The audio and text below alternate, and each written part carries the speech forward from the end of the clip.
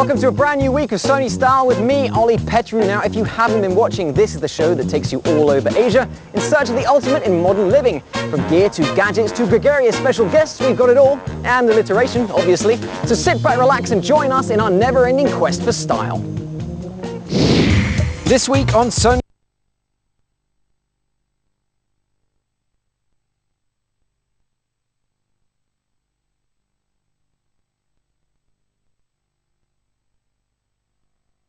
The grand final. Aces.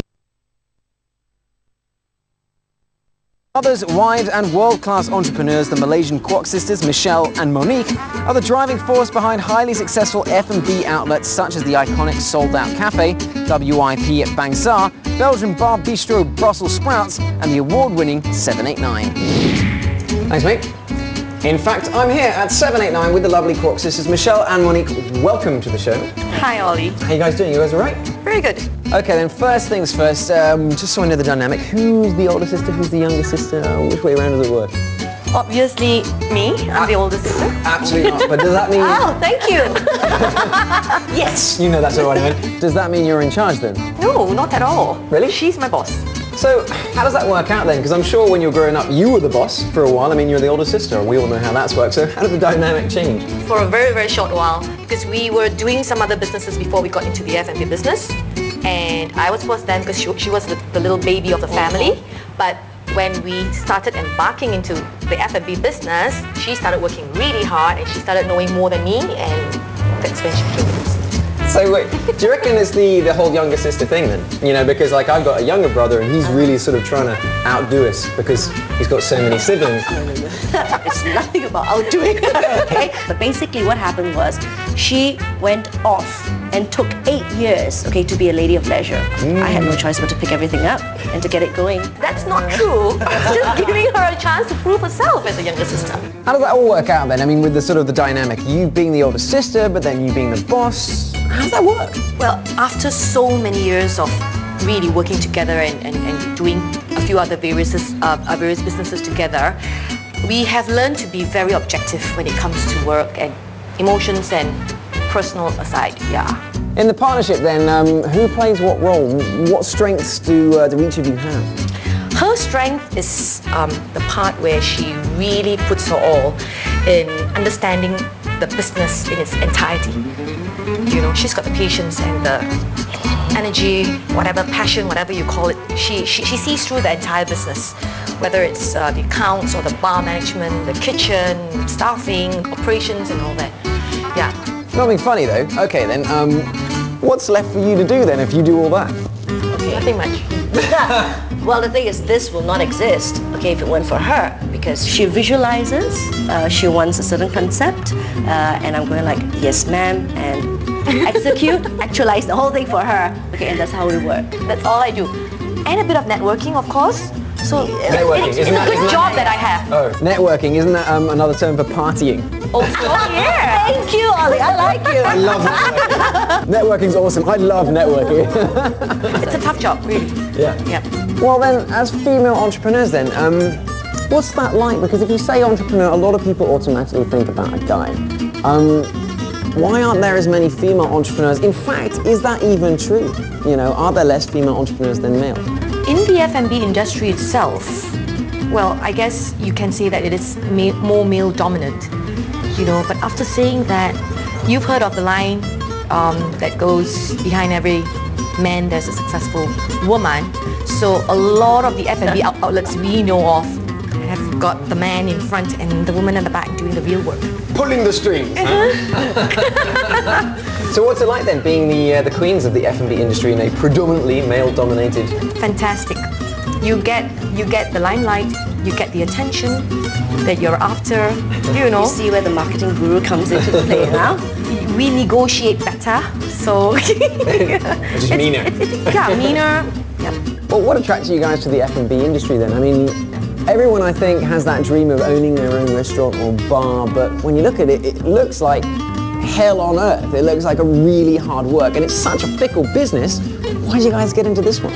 F&B is a tough business, but Monique and I have an agreement and we've made a promise to ourselves that we will want to come to work every day every morning when we wake up, we want to come to work, be with the staff, meet the customers, and until there comes a day where we wake up in the morning and say, no, I don't want to come to work, we'll still be rocking and rolling. Okay. It's really tough. I mean, it's hard work. You have to be ahead. You know, you always have to think ahead, plan ahead. Okay, never remain contented, complacent. You will lose the game. So to be a leader, all right, we have to already see what's in store for us ahead. Guys, I've had a fantastic time talking with you. Thank you so much for appearing on Sony Style and Thank you. having a good laugh. It's been good. I'm going to send you guys off for a break and enjoy some drinks with some lovely ladies. Please do. Cheers. Cheers, ladies. Gramy Fantasia tu 7, 8, 9. Welcome back to Sony Style with me, Ollie Pettigrew. Where up next, I decided that I like the Kwok sisters so much I'd go karting with them at the opening of their new restaurant lounge. Can you count to 10? Doesn't matter. All you need is 7, 8, 9. Named Malaysia's best chill-out bar and the top 10 hot concept of the year for 2 years running, 789 has finally extended their brand of urban chic drink and dining experience to Singapore. It's here at Singapore's historic Esplanade that the Kwok sisters decided to open their latest venture, the Singapore arm of their F&B empire 789, and you can see why. It's one heck of a pretty place, and by the sounds of it, it's one heck of a party. What am I doing talking to you guys? I'm going to go in there. With indoor and outdoor dining areas, 789 serves a choice selection of tapas, drinks and main courses by consulting chef Emmanuel Strubont from the famed Saint-Pierre restaurant. Here with me, I've managed to grab Roger from 789. Roger, how you doing? Hi Ollie, nice to see you. I just have to first off say, nice party, mate. It's spectacular actually, and we've got plenty more people coming too as well, so it's, luckily we got the space. This is one of the biggest parties I've been to actually, like top notch. Good thing we got the cameras here. Now, first up, 789. Cute name. Who's 7 and why is he eating 9? That's a good question, yeah. Now you got the answer for the question. It's actually just a complete play on words. A bunch of drunkards got together, 7 of us. We all sat around together. It was at number 9 Ascot in Kuala Lumpur. And we figured out there's no 8. So we went, okay, 7, 8, 9. And we played with the word 8 on it. Hey, that's better than just we made it up. You know what I mean? Yeah, That's pretty good. At I least just there's made some that sort. up now. Well, that's true. Touché. Well then, what's the difference between the Singapore 789 and the KL one?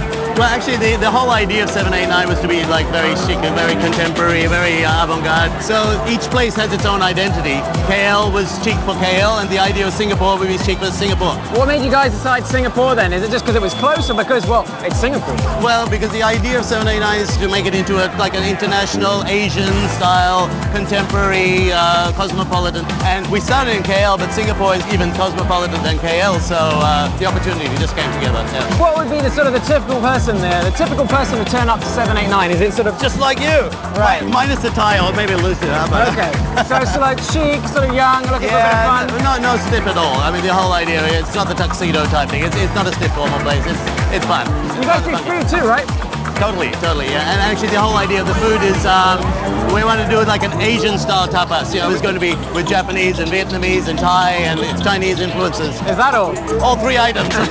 What about you guys have live music as well? Like in KL we have it once a week, and then we do an interactive with the DJ and live performers interacting with the DJ.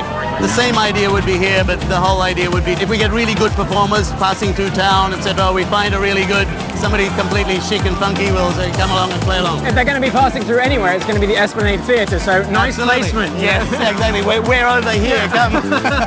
Well, mate, enjoy the party. I'm definitely going to get back in. I hope you do, Yeah, yes, well. indeed. We'll see you guys later. I'm going back in. Let's go.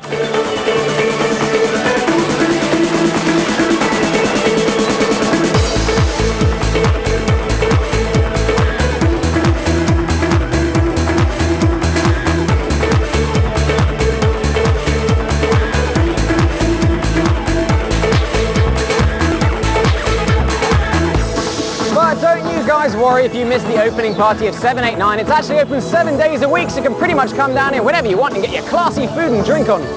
You know, I think it's time to send you guys off for a break, because you know what? I'm going back in there for some drinks and tapas. I'll see you later.